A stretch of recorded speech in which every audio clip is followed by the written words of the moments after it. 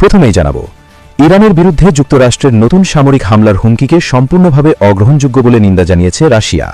ইরানের অভ্যন্তরীণ রাজনীতিতে ধ্বংসাত্মক বহিরাগত হস্তক্ষেপ চলছে, যা আঞ্চলিক স্থিতিশীলতার জন্য গুরুতর হুমকি, অভিযোগ মস্কোর।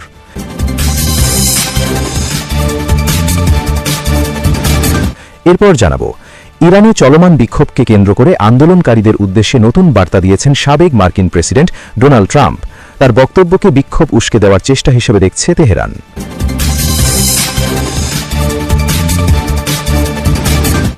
আরও জানাবো, ভারতের সঙ্গে যুদ্ধ পরবর্তী সময়ে অস্ত্র রপ্তানিতে বড় ধরনের উত্থান দেখা যাচ্ছে পাকিস্তানের। আন্তর্জাতিক বাজারে পাকিস্তানি অস্ত্রের চাহিদা বাড়ছে বলে দাবি করছে সংশ্লিষ্ট মহল, যা দেশটির প্রতিরক্ষা শিল্পে নতুন গতি এনেছে।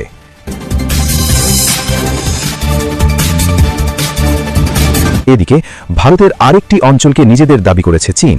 বেইজিংয়ের এই অবস্থান নতুন করে সীমান্ত উত্তেজনা বাড়াতে পারে বলে আশঙ্কা করা হচ্ছে।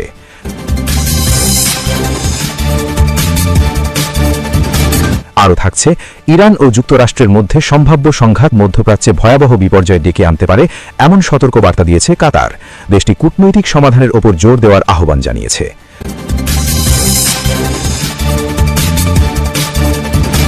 চলমান উত্তেজনার মধ্যেই পাকিস্তানের সঙ্গে জরুরি ফোনালাপ করেছে ইরান। দুই দেশের মধ্যে আঞ্চলিক নিরাপত্তা ও সাম্প্রতিক পরিস্থিতি নিয়ে আলোচনা হয়েছে বলে জানা গেছে।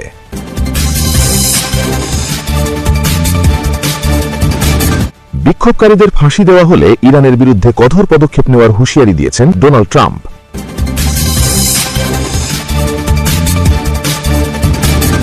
এরপর জানাবো, থাইল্যান্ডে চলন্ত একটি ট্রেনের উপর ক্রেন ভেঙে পড়ে অন্তত 22 জন নিহত হয়েছেন।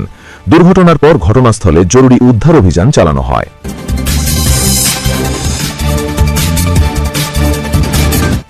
আরও জানাবো, গ্রিনল্যান্ড যুক্তরাষ্ট্র নয়, ডেনমার্কের সঙ্গেই থাকার সিদ্ধান্ত নিতে পারে এমন ইঙ্গিত মিলেছে সাম্প্রতিক রাজনৈতিক আলোচনায়।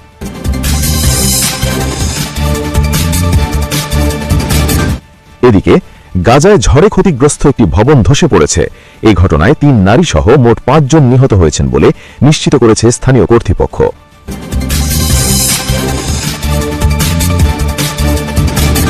আরও জানাবো, ইরানে চলমান বিক্ষোভে এখন পর্যন্ত 2400-রও বেশি মানুষ নিহত হয়েছেন বলে দাবি করেছে একটি মার্কিন মানবাধিকার সংস্থা।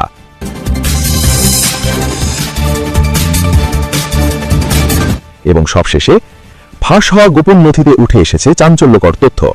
গাজায় গণহত্যার পুরো সময় ইসরায়েলকে অস্ত্র, অর্থ ও গোয়েন্দা সহায়তা দিয়েছে সংযুক্ত আরব আমিরাত, এমন দাবি করা হয়েছে ওই নথিতে। এই ছিল আজকের আন্তর্জাতিক অঙ্গনের সবচেয়ে গুরুত্বপূর্ণ ও আলোচিত শিরোনামগুলো। কিছুক্ষণের মধ্যেই ফিরছি বিস্তারিত সংবাদ নিয়ে।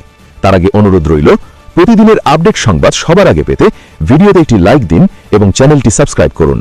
আপনি যদি ইরানকে ভালোবাসেন, কমেন্টে লিখুন আই লাভ ইরান, আর বাংলাদেশকে ভালোবাসলে লিখুন আই লাভ বাংলাদেশ। আপনার মতামত কমেন্ট বক্সে জানাতে ভুলবেন না।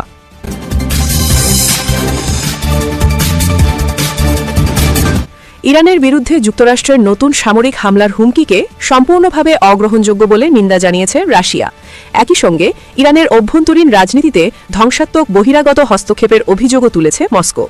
মঙ্গলবার 13 জানুয়ারি এক বিবৃতিতে রাশিয়ার পররাষ্ট্র মন্ত্রণালয় জানায়, ইরানের চলমান পরিস্থিতিকে অজুহাত হিসেবে ব্যবহার করে যারা আবারও দেশটির বিরুদ্ধে আগ্রাসনের পরিকল্পনা করছে, তাদের উচিত এর ভয়াবহ পরিণতি সম্পর্কে সচেতন থাকা।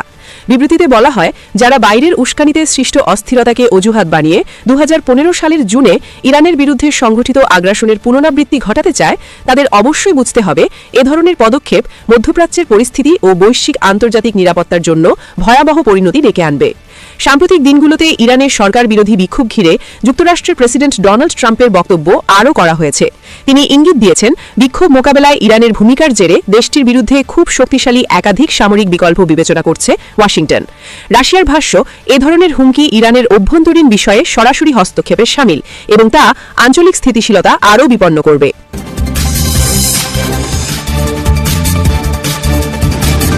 বিক্ষোভকারীদের উস্কে দিয়ে ট্রাম্পের নতুন বার্তা, যুক্তরাষ্ট্রের প্রেসিডেন্ট ডোনাল্ড ট্রাম্প ইরানের সরকার বিরোধী বিক্ষোভকারীদের প্রতি সমর্থন জানিয়ে তাদের আন্দোলন চালিয়ে যাওয়ার আহ্বান জানিয়েছেন।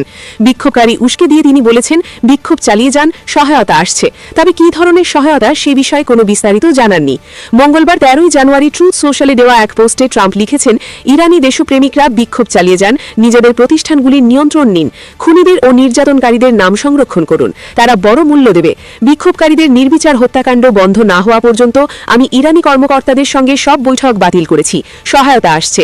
ট্রাম্পের সহায়তা আসছে মন্তব্যের অর্থ কি তা স্পষ্ট নয়। তবে বিশ্লেষকদের মতে এই বক্তব্য তেহরান ও যুক্তরাষ্ট্রের মধ্যকার আগে থেকেই উত্তপ্ত সম্পর্ককে আরও তীব্র করতে পারে। এর আগেই ট্রাম্প বলেছিলেন, ইরানের বিষয়ে যুক্তরাষ্ট্রের সামরিক বাহিনী খুব শক্তিশালী বিকল্প বিবেচনা করছে, যা ইরানি কর্মকর্তাদের কড়া প্রতিক্রিয়া ডেকে আনে। হোয়াইট হাউসের প্রেস সেক্রেটারি ক্যারোলিন লেভিট সাংবাদিকদের বলেন, প্রেসিডেন্ট যে অনেক বিকল্প বিবেচনা করছেন, তার মধ্যে বিমান হামলাও রয়েছে। তবে তিনি যোগ করেন, কূটনীতি বরাবরই যুক্তরাষ্ট্রের প্রথম পছন্দ। এর আগেই ট্রাম্প ঘোষণা দেন, ইরানের সঙ্গে ব্যবসা করা দেশগুলির ওপর যুক্তরাষ্ট্রের সঙ্গে বাণিজ্যে 25% শুল্ক আরোপ করা হবে। এক বিবৃতিতে তিনি বলেন, এই মুহূর্ত থেকে কার্যকরভাবে ইসলামিক রিপাবলিক অফ ইরানের সঙ্গে ব্যবসা করা যে কোনো দেশ যুক্তরাষ্ট্রের সঙ্গে করা সব ধরনের ব্যবসার ওপর 25% শুল্ক দেবে। এই আদেশ চূড়ান্ত ও অপরিবর্তনীয়। ইরানি কয়েক সপ্তাহ ধরে চলমান বিক্ষোভে প্রায় 2000 মানুষের নিহত হওয়ার আশঙ্কা করা হচ্ছে। দ্রব্যমূল্যের ঊর্ধ্বগতির কারণে শুরু হওয়া এই বিক্ষোভ ইসরায়েল ও যুক্তরাষ্ট্রের মদদে সহিংস পর্যায়ে গেছে বলে ইরানি কর্তৃপক্ষ দাবি করছে।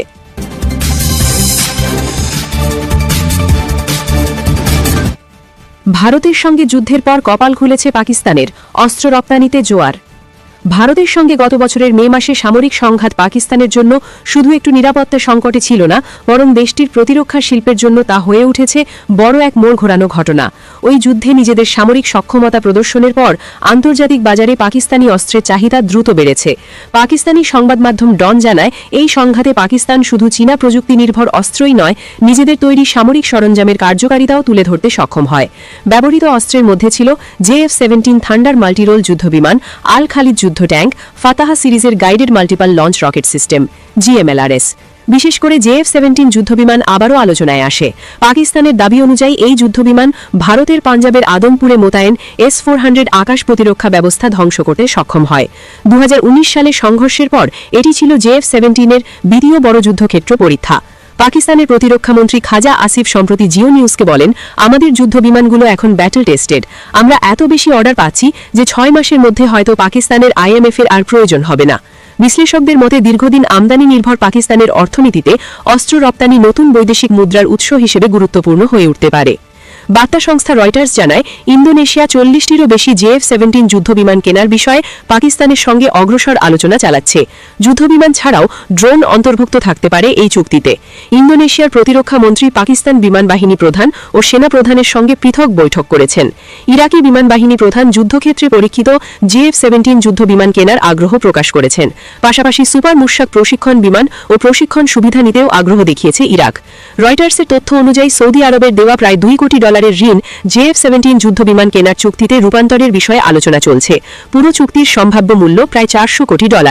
বাংলাদেশ ও পাকিস্তানের বিমান বাহিনী প্রধানদের বৈঠকে JF-17 যুদ্ধবিমান কেনা, সুপার মুশাক প্রশিক্ষণ বিমান সরবরাহ এবং পূর্ণাঙ্গ প্রশিক্ষণ কাঠামো নিয়ে আলোচনা হয়। লিবিয়ার সঙ্গে $multi-billion অস্ত্র চুক্তি সই করে পাকিস্তান। এতে JF-17 যুদ্ধবিমান সহ সুপার মুশাক প্রশিক্ষণ বিমান, স্থল, নৌ ও আকাশ 3 ক্ষেত্রের সামরিক সরঞ্জাম অন্তর্ভুক্ত রয়েছে। প্রসঙ্গত, গত বছরের 7 মে ভোরে পাকিস্তানে হামলা চালায় ভারত।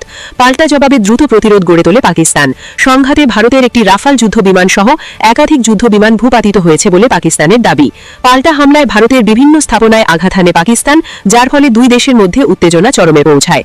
পরে মার্কিন প্রেসিডেন্ট ডোনাল্ড ট্রাম্পের হস্তক্ষেপে যুদ্ধবিরতিতে সম্মত হয় নয়াদিল্লি ও ইসলামাবাদ। সূত্র ডন নিউজ।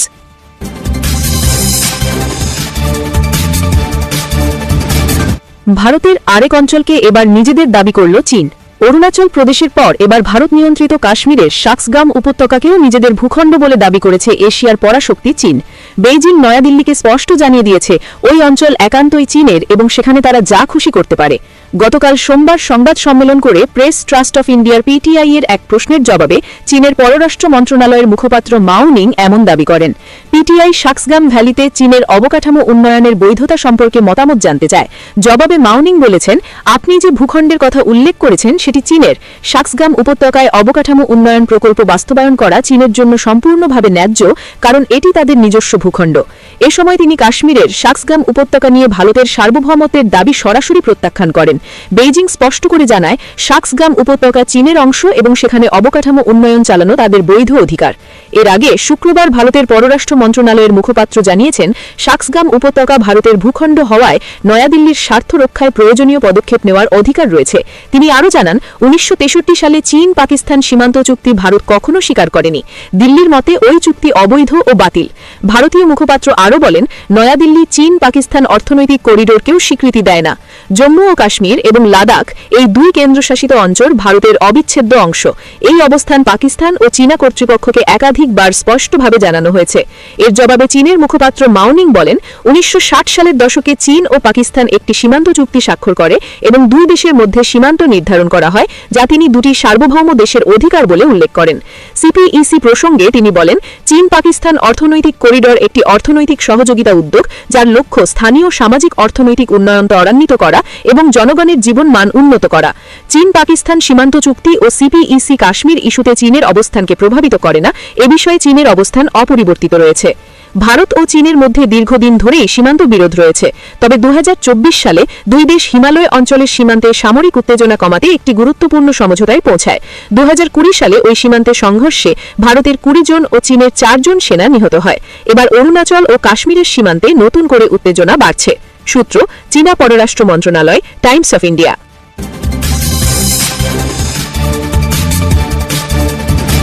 ইরান যুক্তরাষ্ট্রের সংঘাত মধ্যপ্রাচ্যে ভয়াবহ বিপর্যয় ডেকে আনবে কাতার। ইরানের সরকার বিরোধী বিক্ষোভ দমনে কঠোর অভিযানের জেরে তেহরানে মার্কিন হামলার হুমকিকে কেন্দ্র করে পুরো মধ্যপ্রাচ্যে চরম অস্থিরতা দেখা দিয়েছে। এই উত্তেজনার ফলে এই অঞ্চলে এক ভয়াবহ বিপর্যয় নেমে আসতে পারে বলে সতর্ক বার্তা দিয়েছে কাতার। মঙ্গলবার 13 জানুয়ারি দোহায় এক সংবাদ সম্মেলনে কাতারের পররাষ্ট্র মন্ত্রণালয়ের মুখপাত্র মাজেদ আল আনসারি এই মন্তব্য করেন। খবর এএফপির। মুখপাত্র জানান, ইরান ও যুক্তরাষ্ট্রের মধ্যে যে কোনো ধরনের সামরিক উত্তেজনা এই অঞ্চলের সীমা ছাড়িয়ে বিশ্বজুড়ে বিপর্যয়কর পরিণতি ডেকে আনবে। কাতার এখনও বিশ্বাস করেন যে আলোচনার মাধ্যমে একটি কূটনৈতিক সমাধান সম্ভব এবং দেশটির সব পক্ষের সঙ্গেই যোগাযোগ রাখছে। বর্তমান পরিস্থিতিতে কাতার আবারও উভয় পক্ষকে শান্ত থাকার আহ্বানও জানিয়েছে। এদিকে হোয়াইট হাউস জানিয়েছে, প্রেসিডেন্ট ডোনাল্ড ট্রাম্প বিক্ষোভকারীদের ওপর দমনপীড়ন বন্ধ করতে ইরানের সরাসরি বিমান হামলার বিষয়টি গুরুত্বের সঙ্গে বিবেচনা করছেন। তবে এই হুমকির জবাবে ইরানের সংসদ স্পিকার মোহাম্মদ বাঘের গালিবাফ পাল্টা হুঁশিয়ারি দিয়েছেন। তিনি রাষ্ট্রীয় টেলিভিশনে দেওয়া বক্তব্যে স্পষ্ট করেছেন যে মার্কিন সামরিক বাহিনী ও যুদ্ধ জাহাজগুলো তাদের জন্য বৈধ লক্ষ্যবস্তু হিসাবে গণ্য হবে। এমন পাল্টাপাল্টি অবস্থানে মধ্যপ্রাচ্যে একটি বৃহৎ যুদ্ধের ছায়া দেখছেন বিশ্লেষকরা। উল্লেখ্য, গত জুনে ইরানের পারমাণবিক স্থাপনায় মার্কিন হামলার জবাবে কাতারে অবস্থিত যুক্তরাষ্ট্রের আল উদেইদ সামরিক ঘাঁটিতে পাল্টা হামলা চালিয়েছিল ইরান। নিজ ভূখণ্ডে এমন নজিরবিহীন হামলার পর ওয়াশিংটন ও তেহরানের মাঝে যুদ্ধবিরতি কার্যকরে মধ্যস্থতা করেছিল দোহা।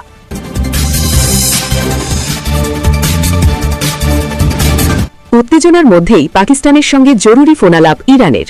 ইরানে চলমান অভ্যন্তরীণ অস্থিরতা, দেশ জুড়ে ছড়িয়ে পড়া বিক্ষোভ, আন্তর্জাতিক চাপ এবং যুক্তরাষ্ট্রের প্রকাশ্য সামরিক হুমকির আবহে আঞ্চলিক কূটনীতিতে নতুন মাত্রা যোগ করেছে তেহরান ও ইসলামাবাদের মধ্যে জরুরি উচ্চ পর্যায়ের ফোনালাপ।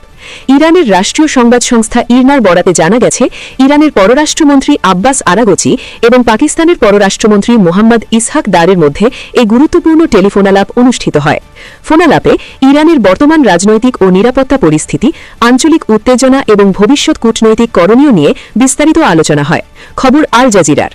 ইরনা জানায়, এই ফোনালাপে পাকিস্তানের পররাষ্ট্রমন্ত্রী মোহাম্মদ ইসহাক দার ইরানে চলমান বিক্ষোভ ও অস্থিরতা গভীরভাবে পর্যবেক্ষণ করার কথা উল্লেখ করেন। তিনি বলেন, যে কোনো দেশের অভ্যন্তরীণ সংকট সহিংসতা দিয়ে নয়, বরং সংলাপ, পারস্পরিক বোঝাপড়া এবং রাজনৈতিক সমাধানের মাধ্যমেই দীর্ঘমেয়াদে মোকাবিলা করা সম্ভব। পাকিস্তানের পক্ষ থেকে আঞ্চলিক স্থিতিশীলতা বজায় রাখার উপর বিশেষ গুরুত্ব আরোপ করা হয় এবং এই অঞ্চলে নতুন কোনো সংঘাত যেন সৃষ্টি না হয় সে বিষয়ে সতর্ক থাকার আহ্বান জানানো হয়। ফোনালাপে ইরানের পররাষ্ট্রমন্ত্রী আব্বাস আরাগচি পাকিস্তানকে ইরানের অভ্যন্তরীণ পরিস্থিতি সম্পর্কে বিস্তারিত অবহিত করেন। তিনি বলেন, ইরান তার অভ্যন্তরীণ বিষয়ে বহিরাগত কোনো হস্তক্ষেপ মেনে নেবে না, তবে একই সঙ্গে প্রতিবেশী দেশগুলোর সঙ্গে গঠনমূলক যোগাযোগ বজায় রাখতে আগ্রহী। আরাগচি স্পষ্ট করে জানান, ইরান আঞ্চলিক শান্তি ও স্থিতিশীলতাকে গুরুত্ব দেয় এবং কোনো ধরনের অপ্রয়োজনীয় সামরিক উত্তেজনা বাড়ানোর পক্ষপাতী নয়। এই ফোনালাপের তাৎপর্য আরও বেড়ে যায় এমন এক সময়ে যখন ইরানের বিরুদ্ধে সম্ভাব্য মার্কিন সামরিক অভিযানে পাকিস্তানের ভূমি ব্যবহারের গুজব সামাজিক যোগাযোগ মাধ্যমে ছড়িয়ে পড়ে। পাকিস্তানের তথ্য ও সম্প্রচার মন্ত্রণালয় দ্রুত এই বিষয়ে প্রতিক্রিয়া জানিয়ে স্পষ্ট ভাষায় জানায়, এসব দাবি সম্পূর্ণ ভিত্তিহীন এবং উদ্দেশ্যপ্রণোদিত গুজব। পাকিস্তান সরকার দৃঢ়ভাবে ঘোষণা করে যে তারা কোনো অবস্থাতেই প্রতিবেশী ইরানের বিরুদ্ধে সামরিক অভিযানের জন্য নিজেদের ভূখণ্ড বা আকাশসীমা ব্যবহারের অনুমতি দেবে না। পাকিস্তানি সংবাদ মাধ্যমগুলোর প্রতিবেদনে বলা হয়েছে, ইসলামাবাদ এই অবস্থানকে তাদের নীতিগত সিদ্ধান্ত হিসেবে দেখছে। পাকিস্তান দীর্ঘদিন ধরেই দাবি করে আসছে তারা আঞ্চলিক সংঘাতে জড়াতে চায় না এবং কোনো দেশের বিরুদ্ধে আগ্রাসী কর্মকাণ্ডে অংশ নিতে আগ্রহী নয়। বিশেষ করে ইরানের মতো প্রতিবেশী দেশের ক্ষেত্রে এই নীতি আরও কঠোরভাবে প্রযোজ্য বলে জানিয়েছে দেশটির সরকার। আন্তর্জাতিক বিশ্লেষকদের মতে পাকিস্তানের এই অবস্থান শুধু ইরানের সঙ্গে দ্বিপাক্ষিক সম্পর্ক রক্ষার প্রশ্ন নয়, বরং এটি দক্ষিণ এশিয়া ও মধ্যপ্রাচ্যের বৃহত্তর ভূ রাজনৈতিক বাস্তবতার সঙ্গেও গভীরভাবে জড়িত। ইরান ও পাকিস্তানের মধ্যে দীর্ঘ সীমান্ত রয়েছে এবং সীমান্ত নিরাপত্তা, জ্বালানি, বাণিজ্য ও আঞ্চলিক যোগাযোগের ক্ষেত্রে দুই দেশ একে অপরের ওপর নির্ভরশীল। ফলে ইরানের বিরুদ্ধে কোনো সামরিক অভিযানে পাকিস্তানের জড়িয়ে পড়া দেশটির অভ্যন্তরীণ নিরাপত্তা ও কূটনৈতিক অবস্থানকে জটিল করে তুলতে পারে। এদিকে ইরানের অভ্যন্তরীণ পরিস্থিতিও ক্রমেই আন্তর্জাতিক মাত্রা পাচ্ছে। দেশজুড়ে চলমান বিক্ষোভ, নিরাপত্তা বাহিনীর কঠোর দমনপীড়ন, ইন্টারনেট বিচ্ছিন্নতা এবং মানবাধিকার পরিস্থিতি নিয়ে পশ্চিমা দেশগুলোর সমালোচনার মুখে তেহরান চাপের মধ্যে রয়েছে। যুক্তরাষ্ট্রের পক্ষ থেকে প্রকাশ্য সামরিক হুমকি ও অর্থনৈতিক নিষেধাজ্ঞার কড়াকড়ি পরিস্থিতিকে আরও স্পর্শকাতর করে তুলেছে। এই প্রেক্ষাপটে পাকিস্তানের সঙ্গে এই ফোনালাপকে তেহরানের কূটনৈতিক কৌশলের একটি গুরুত্বপূর্ণ অংশ হিসেবে দেখছেন বিশ্লেষকরা। তাদের মতে, ইরান আঞ্চলিক প্রতিবেশীদের সঙ্গে সমন্বয় জোরদার করে আন্তর্জাতিক চাপ মোকাবিলার চেষ্টা করছে। পাকিস্তানের মতো একটি গুরুত্বপূর্ণ মুসলিম ও আঞ্চলিক শক্তির সমর্থন বা অন্তত নিরপেক্ষ অবস্থান ইরানের জন্য কৌশলগতভাবে গুরুত্বপূর্ণ। একই সঙ্গে পাকিস্তানও একটি সূক্ষ্ম কূটনৈতিক ভারসাম্য বজায় রাখতে চেষ্টা করছে। একদিকে যুক্তরাষ্ট্রের সঙ্গে সম্পর্ক, অন্যদিকে ইরানের সঙ্গে ভৌগোলিক ও রাজনৈতিক বাস্তবতা, এই দুইয়ের মধ্যে সমন্বয় করেই ইসলামাবাদ এগোচ্ছে বলে মনে করছেন পর্যবেক্ষকরা। পাকিস্তানের পক্ষ থেকে সংযম, সংলাপ ও কূটনৈতিক সমাধানের উপর জোর দেওয়াকে এই ভারসাম্যপূর্ণ নীতির প্রতিফলন হিসেবে দেখা হচ্ছে। সব মিলিয়ে উত্তেজনাপূর্ণ এই সময়ে ইরান ও পাকিস্তানের মধ্যে জরুরি ফোনালাপ শুধু দ্বিপাক্ষিক সৌজন্য বিনিময় নয়, বরং এটি একটি স্পষ্ট রাজনৈতিক বার্তা বহন করছে। এই যোগাযোগ ইঙ্গিত দিচ্ছে যে আঞ্চলিক শক্তিগুলো সংঘাতের পথ এড়িয়ে কূটনৈতিক সমাধানের দিকে নজর দিতে চাইছে। আগামী দিনগুলোতে ইরানের পরিস্থিতি কোন দিকে গড়ায় এবং এই ধরনের কূটনৈতিক যোগাযোগ আঞ্চলিক স্থিতিশীলতায় কতটা প্রভাব ফেলে, সেটাই এখন আন্তর্জাতিক মহলের প্রধান পর্যবেক্ষণের বিষয়। সূত্র, আল জাজিরা।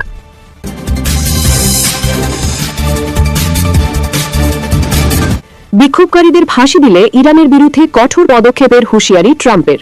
মার্কিন প্রেসিডেন্ট ডোনাল্ড ট্রাম্প বলেছেন, ইরানের সরকার বিরোধী গণ আন্দোলন দমনে যদি কর্তৃপক্ষ ফাঁসি কার্যকর করা শুরু করে তবে যুক্তরাষ্ট্র কঠোর পদক্ষেপ নেবে। মঙ্গলবার সিবিএস নিউজকে দেওয়া এক সাক্ষাৎকারে ট্রাম্প বলেন, তারা যদি এমন কিছু করে আমরা খুব শক্ত প্রতিক্রিয়া দেখাব। বুধবার থেকে ফাঁসি কার্যকর হতে পারে এমন প্রশ্নের জবাবে তিনি এই মন্তব্য করেন। অনলাইনে প্রকাশিত এক ভিডিওতে ট্রাম্প বলেন, তারা হাজার হাজার মানুষকে হত্যা করা শুরু করেছে আর এখন ফাঁসির কথা বলছে। তাহলে দেখা যাক এর পরিণতি তাদের জন্য কেমন হয়। এই সাক্ষাৎকারের সময় ট্রাম্প যুক্তরাষ্ট্রের উত্তরাঞ্চলীয় অঙ্গরাজ্য মিশিগানে ছিলেন, যেখানে তিনি একটি উৎপাদন কারখানা পরিদর্শন করেন এবং অর্থনীতি নিয়ে ভাষণ দেন। ভাষণে ট্রাম্প সামাজিক যোগাযোগ মাধ্যমে দেওয়া আগের বার্তার পুনরাবৃত্তি করে বলেন, ইরানের বিক্ষোভকারীদের জন্য সহায়তা আসছে। তিনি আরও বলেন, ইরানে প্রকৃত মৃত্যুর সংখ্যা কত তা এখনও স্পষ্ট নয়। ট্রাম্প বলেন, আমি নানা সংখ্যা শুনছি, দেখুন একটি মৃত্যুও অনেক, কিন্তু কোথাও কম সংখ্যা শুনছি, আবার কোথাও অনেক বেশি শুনছি। পরে ওয়াশিংটনে ফেরার পথে জাহাবাদীদের সঙ্গে কথা বলার সময় ট্রাম্প জানান, তিনি শীঘ্রই ইরান পরিস্থিতি নিয়ে একটি ব্রিফিং পাবেন। তিনি বলেন, হত্যাকাণ্ডের মাত্রা বড় বলেই মনে হচ্ছে, কিন্তু এখনও নিশ্চিতভাবে জানি না। 20 মিনিটের মধ্যেই জানব এবং সে অনুযায়ী ব্যবস্থা নেব। এর আগে ট্রাম্প বলেছিলেন, বিক্ষোভকারীরা নিহত হলে যুক্তরাষ্ট্র হস্তক্ষেপ করবে, যে সীমা ইতোমধ্যেই কয়েকদিন আগে অতিক্রম করা হয়েছে। সূত্র, আল আরাবিয়া।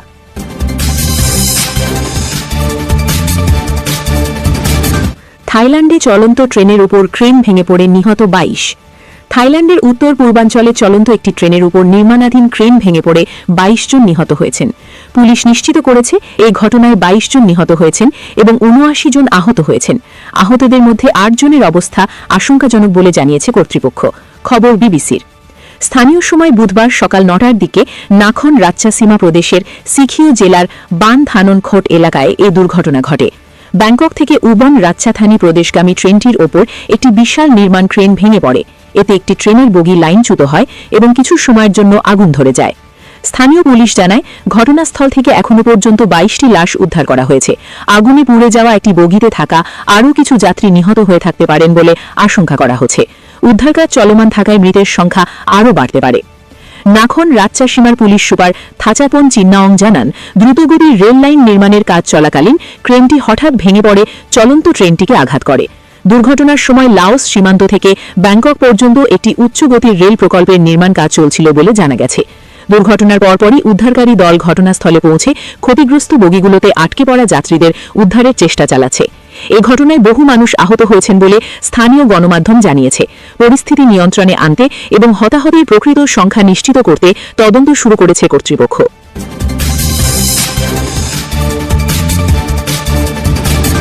যুক্তরাষ্ট্র নয়, ডেনমার্ককেই বেছে নেবে গ্রিনল্যান্ড।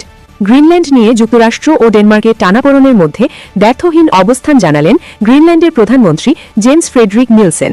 তিনি বলেছেন, এই মুহূর্তে যদি যুক্তরাষ্ট্র ও ডেনমার্কের মধ্যে বেছে নিতে হয় তাহলে আমরা ডেনমার্ককেই বেছে নেব।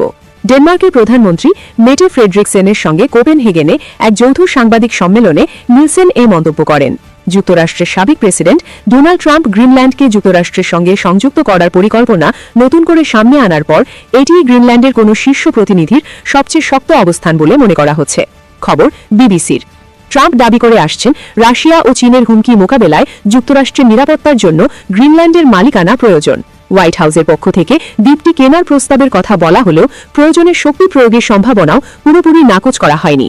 এ বিষয়ে জানাদের প্রশ্নের জবাবে ট্রাম্প নিলসেনের মন্তব্য নিয়ে বলেন, এটা তাদের সমস্যা, আমি তার সঙ্গে একমত নই। এটা তার জন্য বড় সমস্যা হয়ে দাঁড়াবে।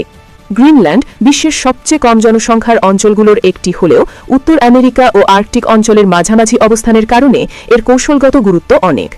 ক্ষেপণাস্ত্র হামলার আগাম সতর্কতা ব্যবস্থা ও আর্কটিক অঞ্চলে জাহাজ চলাচল পর্যবেক্ষণে দ্বীপটির ভূমিকা গুরুত্বপূর্ণ। বর্তমানে গ্রিনল্যান্ডের উত্তর পশ্চিমাঞ্চলে পিটুফিক ঘাঁটিতে যুক্তরাষ্ট্রের শতাধিক সামরিক সদস্য স্থায়ীভাবে অবস্থান করছেন। দ্বিতীয় বিশ্বযুদ্ধের সময় থেকে এই ঘাঁটি যুক্তরাষ্ট্র পরিচালনা করছে। ডেনমার্কের সঙ্গে বিদ্যমান চুক্তির আওতায় যুক্তরাষ্ট্র চাইলে সেখানে আরও সেনা মোতায়েন করতে পারে। তবে ট্রাম্প সম্প্রতি বলেছেন, শুধু লিজ চুক্তি যথেষ্ট নয়, যুক্তরাষ্ট্রকে গ্রিনল্যান্ডের মালিকানায় নিতে হবে এবং ন্যাটোকে এটা বুঝতে হবে। সংবাদ সম্মেলনে ডেনমার্কের প্রধানমন্ত্রী মেটে ফ্রেডরিকসেন যুক্তরাষ্ট্রের আচরণকে আমাদের সবচেয়ে ঘনিষ্ঠ মিত্রের কাছ থেকে সম্পূর্ণ অগ্রহণযোগ্য চাপ বলে আখ্যা দেন। তিনি সতর্ক করে বলেন, সামনে পরিস্থিতি আরও কঠিন হতে পারে।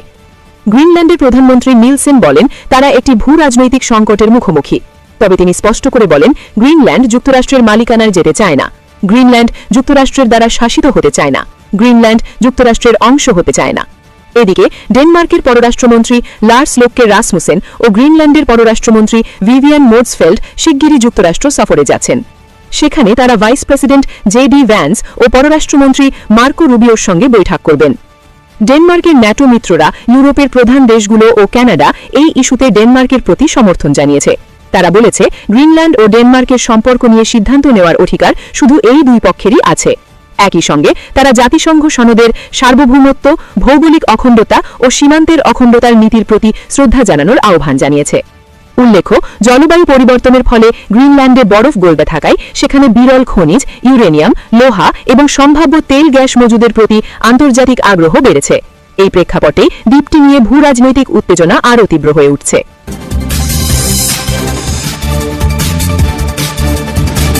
গাজায় ঝড়ে ক্ষতিগ্রস্ত ভবন ধসে ৩ নারীসহ নিহত ৫। শীতকালীন ঝড়ে ইসরায়েলি হামলায় ক্ষতিগ্রস্ত ভবন ও দেয়াল ধসে মঙ্গলবার গাজায় ৩ নারীসহ অন্তত ৫ ফিলিস্তিনি নিহত হয়েছেন। স্থানীয় স্বাস্থ্য কর্মকর্তারা এ তথ্য জানিয়েছেন। এছাড়া শীতজনিত কারণে শিশু ও বয়স্কদের মধ্যে মৃত্যুর সংখ্যাও বাড়ছে। গাজার সবচেয়ে বড় হাসপাতাল আল শিফা কর্তৃপক্ষ জানায়, নিহতদের মধ্যে 2 নারী, 1 কিশোরী ও 1 পুরুষ হয়েছেন। এছাড়া ঠান্ডাজনিত কারণে আরও কয়েকজনের মৃত্যুর খবর পাওয়া গেছে।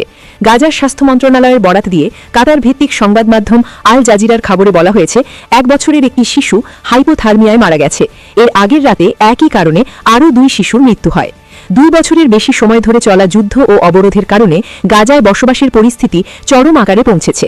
গত 10 অক্টোবর থেকে যুদ্ধবিরতি কার্যকর থাকলেও মানবিক সংস্থাগুলো বলছে শীতকালীন ঝড় মোকাবিলার মতো পর্যাপ্ত আশ্রয়ের অভাব রয়েছে। জাতিসংঘের মানবিক সহায়তা কার্যালয় জানিয়েছে মঙ্গলবার শত শত তাঁবু ও অস্থায়ী আশ্রয় ঝড়ে উড়ে গেছে কিংবা মারাত্মকভাবে ক্ষতিগ্রস্ত হয়েছে। আল শিফা হাসপাতালের তথ্যমতে গাজা সিটির উপকূলীয় এলাকায় একটি 8 মিটার উঁচু দেয়াল ধসে একটি তাঁবুর ওপর পড়ে একই পরিবারে 3 জন নিহত হন। তারা হলেন 72 বছর বয়সী মোহাম্মদ হামুদা, তার 15 বছর বয়সী নাতনি ও পুত্রবধূ। এই ঘটনায় আহত হয়েছেন অন্তত 5 জন। গাজা সিটির পশ্চিম অংশে দেয়াল ধসে আরও এক নারী নিহত হয়েছেন। গাজার সিভিল ডিফেন্সের মুখপাত্র মাহমুদ বাশাল বলেন, যুদ্ধের ফলে অধিকাংশ মানুষ নিরাপদ আশ্রয় হারিয়েছে। ঝড়ের সময় ক্ষতিগ্রস্ত ভবনে আশ্রয় নেওয়া অত্যন্ত ঝুঁকিপূর্ণ, কিন্তু প্রয়োজনীয় তাঁবু ও আশ্রয় সামগ্রী পর্যাপ্ত পরিমাণে গাজায় ঢুকছে না। জাতিসংঘের মানবিক সহায়তা সমন্বয় দপ্তর জানিয়েছে তারা তাঁবু, ত্রিপল, কম্বল, পোশাক ও জরুরি সামগ্রী বিতরণ করছে। তবে মানবিক সংস্থাগুলোর অভিযোগ, যুদ্ধ